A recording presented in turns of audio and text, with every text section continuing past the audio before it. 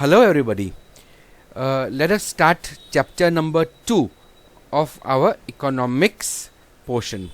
The chapter name is Fundamental Concepts and Terminologies. So basically ये जो chapter है ये इकोनॉमिक्स का बेसिक्स हमें देगा. Not about micro economics but सिर्फ कुछ टर्म्स हम सीखेंगे. सो ये लेसन में फंडामेंटल कॉन्सेप्ट्स एंड टर्मिनोलॉजीज में फर्स्ट हम प्राइस और वैल्यू के बारे में देखेंगे. थोड़ा बहुत will understand what price is, what is value. उसके बाद हम गुड्स एंड सर्विसेज के बारे में हम देखेंगे. तो ये वीडियो में हम फर्स्ट ये दो टॉपिक हम देखेंगे. उसके बाद का वीडियो में हम वेल्थ एंड वेलफेयर को समझेंगे. Will understand the meaning and characteristic of wealth and then what is welfare और वेल्थ और वेलफेयर का संबंध क्या है. ओके, सो ये देखेंगे, ये नेक्स्ट वीडियो में देखेंगे. और उसके बाद का वीडियो में हम factors of production, the 4 factors of production के बारे में देखेंगे. And then will talk of the trade cycle and the phases of the trade cycle. The 4 phase of trade cycle ये काफ़ी इंपॉर्टेंट टॉपिक्स है. तो ये लेसन में हमने 5 टॉपिक देखेंगे. Price and value, goods and services, wealth welfare, factor production and trade cycle. चलो let's start. हम समझते अभी. तो सी जैसे हमने लेसन 1 में देखा था कि इकोनॉमिक्स जो है वो रैशनल बिहेवियर को स्टडी करता है ह्यूमन बींग्स का. ओके ना, it studies the rational behaviour of human beings, irrational behaviour नहीं. So in the context of rationality activities conducted are called economic activities. And in order to begin the study of economics as a science, it is necessary and helpful to get clarity about some concepts and some basic terminologies of economics which are very frequently used. तो जैसे मैंने आगे बोला, हम goods, service and factors की बात करेंगे, difference between price and value के बारे में जानेंगे. उसके बाद वेल्थ एंड वेलफेयर समझेंगे एंड देन हम ट्रेड साइकिल के बारे में समझेंगे. तो प्राइस एंड वैल्यू की बात करेंगे फर्स्ट. से नॉर्मल लैंग्वेज में हम प्राइस और वैल्यू ये 2 टर्म्स को इंटरचेंज करते हैं. कई बार हम पूछते हैं किसी को, ये मोबाइल कितने में पड़ा, यानी ये मोबाइल का प्राइस कितना है या ये मोबाइल का वैल्यू कितना है. We mean the same thing. So in normal English और normal day to day practice, price हो या वैल्यू हो, हम normally we take it as same. Like इसका प्राइस बहुत ज़्यादा है या ये ज़्यादा वैल्यूएबल है, बहुत कीमती है, तो हम एक ही चीज़ बोल रहे हैं.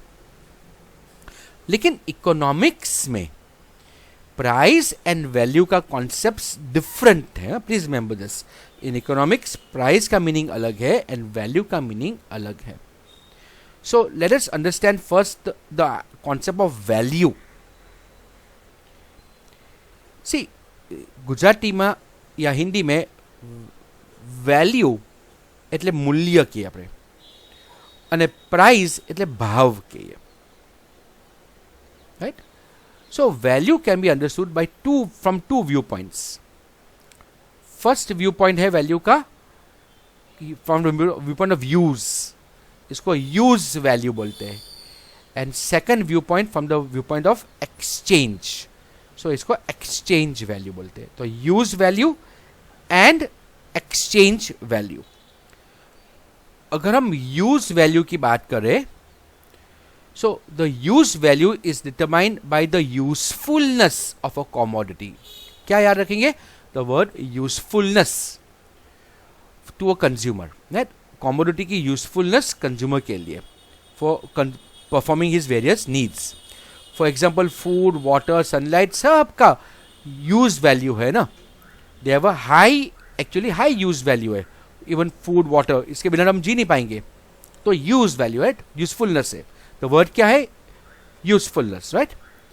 एक्सचेंज वैल्यू की बात करें तो exchange value means when a commodity और सर्विस इज एक्सचेंज, उसका अदला बदली करते हैं फॉर अनदर कमोडिटी और service, then the worth of one unit of this commodity is measured in terms of the amount of other commodity, which it can be exchange for.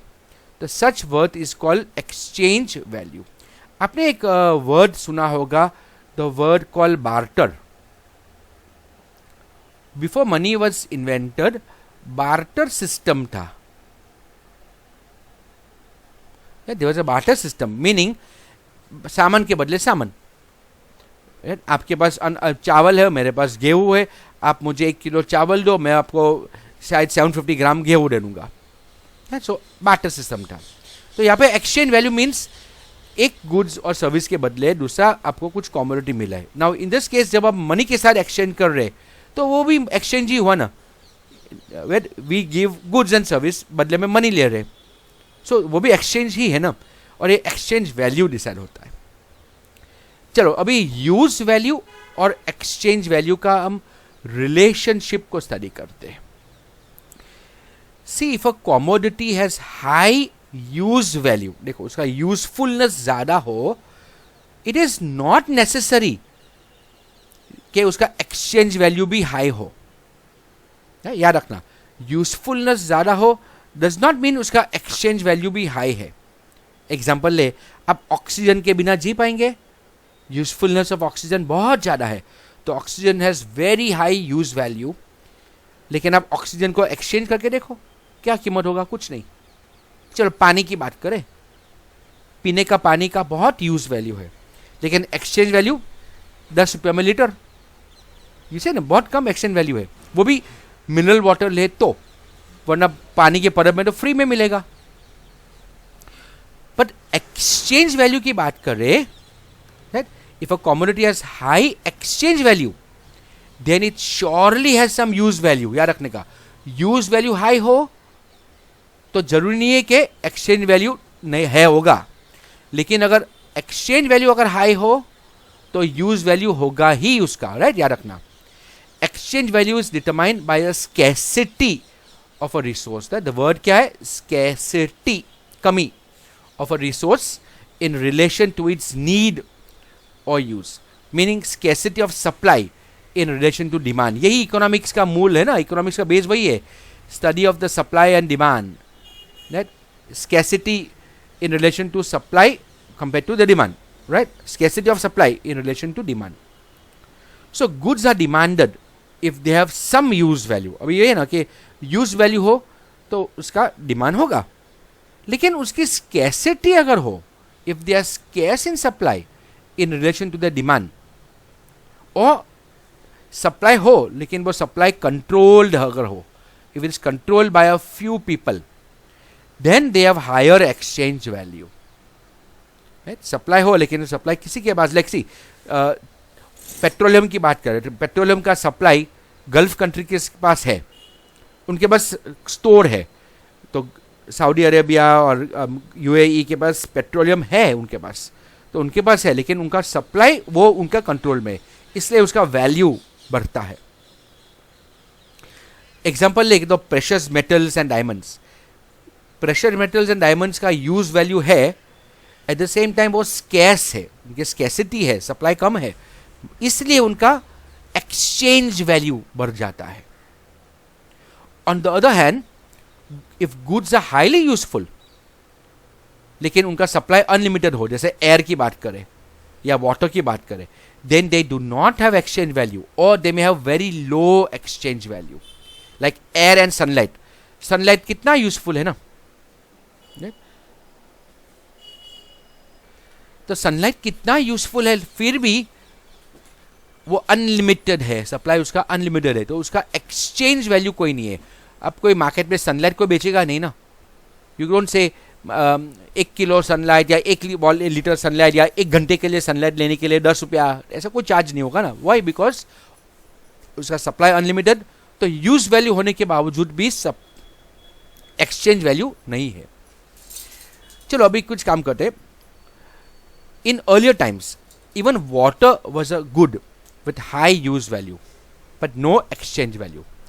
आज के time में पानी रिड्यूस हो रहा है in relation to its need, right? So now what happens, water also now has started commanding exchange value. यानी जरूरी नहीं कि कोई एक जमाने में कोई चीज का एक्सचेंज वैल्यू ना हो तो बाद में आएगा, बाद में ना हो, ऐसा नहीं. लाइक वाटर आज को लोग खरीदते हैं ना. वंस अपॉन टाइम कोई वाटर खरीदता नहीं था, वाटर वॉज फ्री. आप किसी के घर पे पानी मांगने जा रहे, आप प्यासे हो तो आपको फ्री में पानी मिलेगा. आज पानी लोग बेचते हैं. एंड फ्यूचर में ऐसा मान रहे थे कि कई वॉर भी वाटर के कारण हो गए. So the value means the worth. देखो वैल्यू का मीनिंग क्या है? The worth of one unit of a commodity in terms of units of another commodity in exchange, right? चलो ये हो गया value, use value and exchange value देखा. अभी हम प्राइस की बात करते हैं. So what is price? If a commodity is exchanged for money, then such monetary exchange value is termed as price. यानी यहाँ पे सिर्फ वर्ड आया मनी. जब तक बार्टर हो रहा है तब तक सिर्फ एक्सचेंज वैल्यू है. लेकिन जब बार्टर आप मनी के साथ कर रहे, मनी के बदले में कर रहे, तो यहाँ पे प्राइस आ गया. When we will talk of price. Okay, चलो ये हो गया price and value. Value of two types, use value and exchange value. Right, use value general topic है, एक्सचेंज वैल्यू ही इकोनॉमिक्स का सब्जेक्ट होगा. Now let's talk of goods and services. See, goods are commodities which have physical existence, यानी वो tangible है. In economics, they are meant to satisfy the needs of consumption. And service are intangible. See, ये physical means ये क्या है? They are tangible. देख, आप उसको टच कर सकते हैं, देख सकते हैं, right? Service are intangible, means they do not have physical existence. They are called services. They also are meant to satisfy the needs of human life. यानी goods and services क्या करेंगे? They satisfy the needs of human life, right? Goods satisfy need of consumption. Service satisfy need of human life. Economics will study the activity pertaining to production, consumption, and distribution of goods or services. The nature of good and service is different, so both are important in economics. See, food एक good है, right? Food is a good commodity है ना food. लेकिन cooking is a service. तो goods अब जो है उसको आप कार्डिनली मेजर कर सकते हैं. मीन्स वो क्वांटिटेटिव और न्यूमेरिकल टर्म में उसको मेजर कर सकते हैं. यू हैव कार्डिनल मीन्स आप उसको क्वांटिटी में गिन सकते हैं, न्यूमेरिकल वैल्यू दे सकते हैं. लेकिन service are not cardinal, right? लेकिन हाँ, time spent after providing a service can be measured. यानी सर्विस को हम ऐसे मेजर नहीं कर सकते, लेकिन हम टाइम के फॉर्म में मेजर कर सकते ना. इसलिए लॉयर को आप फी कैसे देंगे? कितना टाइम उसने आपको दिया. Okay, the impact of service in satisfying of human wants is also abstract. Service, how you show कि सर्विस ने आपको सेटिस्फाई किया कि नहीं? वो एब्स्ट्रैक्ट टर्म है ना, वो एक्चुअली दिखता नहीं है. आप रेस्टोरेंट में गए और वेटर ने आपको सर्विस दिया, खाना आपको पिरसा, तो ये सर्विस हुआ. हाउ कैन यू मेजर कि उसने वेटर ने कैसा कितना आपको सर्विस दिया? तो वो एब्स्ट्रैक्ट है ना. अब एक और एग्जांपल है. The need of knowledge and curiosity is satisfied by the service of education.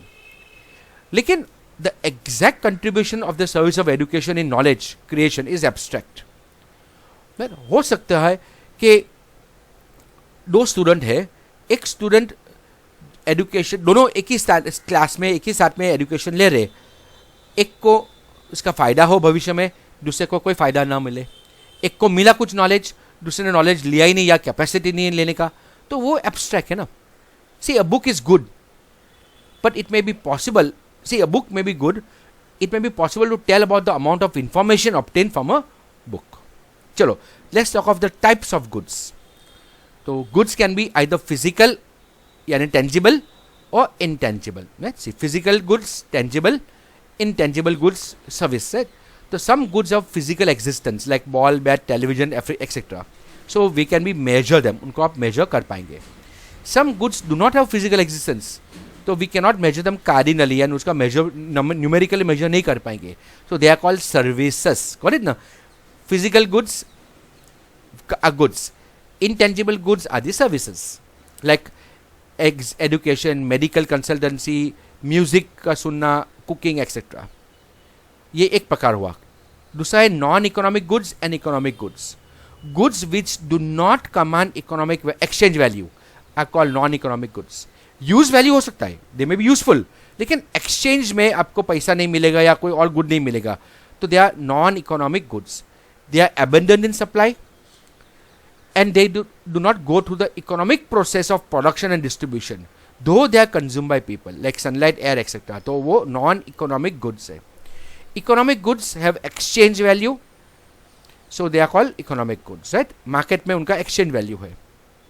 They command exchange value as they are scarce in supply in relation to their demand, and their supply can be held under control. यही है ना कि scarcity कब होगा, या तो supply कम है या दूसरा वो सप्लाई कंट्रोल हो सकता है. एंड दोनों बाजू में स्कैसिटी हो सकती है. लाइक कई बार मार्केट में अनियन का भाव बढ़ जाता है. ऐसा नहीं है कि अनियन उगा नहीं, कम उगा है, अनियन बहुत उगा है, लेकिन वो अनियन कुछ व्यापारी लोग हैं ना उसको अपने गोडाउन में छुपा डालते हैं, दे हाइड इट, एंड मार्केट में आर्टिफिशियल स्कैसिटी क्रिएट करते हैं. एंड उसके बाद मार्केट में उसको सप्लाई कर लेंगे. जब भाव बढ़ेगा, डिमांड बढ़ेगा, प्राइस बढ़ेगा, एंड तब सप्लाई वो कर लेंगे. So that is again controlled by, supply is controlled by some people, तो स्कैसिटी बढ़ती है. गुड्स कैन बी ड्यूरेबल और पेरिशेबल. ड्यूरेबल मीन्स जो लंबे समय तक टिकते हैं, we can use them for longer time. Example shoes, clothes, television, refrigerator ना, एक बार लेंगे टीवी, 5 साल तो यूज करेंगे ही ना. Perishable goods can not last for long time and are consumable only once. एक बार आप कंज्यूम कर पाएंगे, लाइक मिल्क, फ्रूट एक्सेट्रा. आपने 1 लीटर दूध आज लिया, उसका चाय बना के पी लिया, वो फिनिश हो गया ना, कंज्यूम हो गया. एक ही बार कंज्यूम करना पड़ा आपको, बाद में वापस आपको लेना पड़ेगा. यानी we can say they are like FMCG, fast moving consumer goods ना, ये पूरा मार्केट है ना FMCG का. Then goods can be private and public. Private goods are goods which can be possessed by a private individual, यानी ownership के base पे. देखो ओनरशिप के बेस पे एंड नेचर ऑफ यूज के बेस पे. इंडिविजुअल, प्राइवेट इंडिविजुअल ओन करे तो वो प्राइवेट गुड्स है. दीज गुड्स जो है दे possess the characteristic of exclusivity and competitiveness. Exclusivity means once a good is owned and being used by one individual, another individual cannot possess and use it at the same time. मैं market से T shirt खरीद के लेके आऊँ तो ये T shirt मेरा है. अब जब मैं उसको यूज करूँ तो I will only use it, you cannot use it. आप हाँ मेरी परमिशन से आप बोरो कर सकते हैं, but if I am using it you cannot use it. It's mine, I own it. And same way individuals have to compete for the ownership of these goods, right? अगर market में T shirt मैं लेके आया तो वो मेरा हो गया. अभी आपको चाहिए तो आपको ज़्यादा भाव देके आपको लेना पड़ता है ना पहले से. तो जिसने प्राइस पे किया उसको वो गुड्स मिलेगा ना, and others cannot have the same unit. On the contrary, public goods can be used by many individuals at the same time. तो they have joint demand and they have collective consumption. ये दो characteristic उनके हैं. Joint demand है, बहुत लोग साथ में डिमांड का जॉइंट डिमांड पूरा करेगा, कलेक्टिवली वो कंज्यूम करेंगे. So such goods are jointly demanded by many people. If one individual uses it the other cannot be excluded. आप उसको ना नहीं बोल सकते from his use, and in this way they are collectively consume. तो इसको public good बोलते हैं. अब ये गुड्स कौन प्रोवाइड करेगा? Either government प्रोवाइड करेगा, right? और some people pay for it together. Example देखें तो पब्लिक गार्डन किसका है? गवर्नमेंट का है, right? गवर्नमेंट का है पब्लिक गार्डन. लेकिन हाउसिंग सोसाइटी का गार्डन जो है वो किसने पे किया? कुछ लोगों ने कलेक्टिवली पे किया, पूरी सोसाइटी ने मिल के उसको यूज किया. तो वो सोसाइटी के लोग यूज कर पाएंगे, बाहर वाले नहीं आ पाएंगे. बाद में मेरी सोसाइटी है, उसका स्विमिंग पूल है, तो हम सोसाइटी वाले उसको आराम से आके यूज़ करेंगे. लेकिन कोई बाहर वाला आके हाँ मैं भी उसमें यूज़ करूँगा, वो पॉसिबल नहीं है ना. It is not a public good, it's a collective good. Society का ओनरशिप है. Okay, then we have consumer goods and producer goods. See, goods can satisfy human wants directly और indirectly. When a consumer consumes a good and this good is capable of satisfying a particular one directly, then it is called consumer good. जैसे let's say chocolate, आप market से जा chocolate लेके आए और chocolate आपने consume किया, तो chocolate is a consumer good because consumer उसको डायरेक्टली कंज्यूम कर रहा है. तो these goods are have pass the final stage of production. They are cooked, like cook food is the example. They satisfy human wants directly. लेकिन producer good की बात करें, when a good is used at the intermediate stage, middle stage में use होता है of production of a final good, when it is purchased by a producer to produce a final good, when it is not directly consumed by the consumer, but this good helps in the production, क्या करेगा वो help करेगा in the production of final good, then such a good is called producer's good. like cotton की बात करें तो cotton कौन खरीदेगा? फैक्ट्री वाला खरीदेगा ना, गारमेंट बनाने के लिए, कपड़ा बनाने के लिए. तो कॉटन का जो फाइबर है वो कंज्यूमर गुड नहीं, वो प्रोड्यूसर गुड है. कॉटन का यान वो भी प्रोड्यूसर गुड है. कॉटन का जो फैब्रिक है वो भी कंज्यूमर गुड, प्रोड्यूसर गुड है. उसका डाइंग प्रिंटिंग करके कपड़ा बन के टी शर्ट बन के बाहर आएगा तो वो T shirt is the consumers good. Sugar can be both, you see, producer good as well as consumer good. Directly consumer लाएगा तो कंज्यूमर गुड हुआ. वो शुगर वो चॉकलेट की फैक्ट्री वाला लेगा और चॉकलेट बनाएगा तो शुगर प्रोड्यूसर गुड भी है. तो one same good can be consumer good as well as producer good depending on वो डायरेक्टली कंज्यूम हो रहा है या इनडायरेक्टली कंज्यूम हो रहा है. ऑलराइट, सो यहाँ तक हमने फर्स्ट टॉपिक हमने फिनिश किया. हमने प्राइस एंड वैल्यू देख लिया और गुड्स एंड सर्विसेज के बारे में हमने देख लिया है. So now meet you in the next video. हम आगे बढ़ाएंगे. Okay, bye.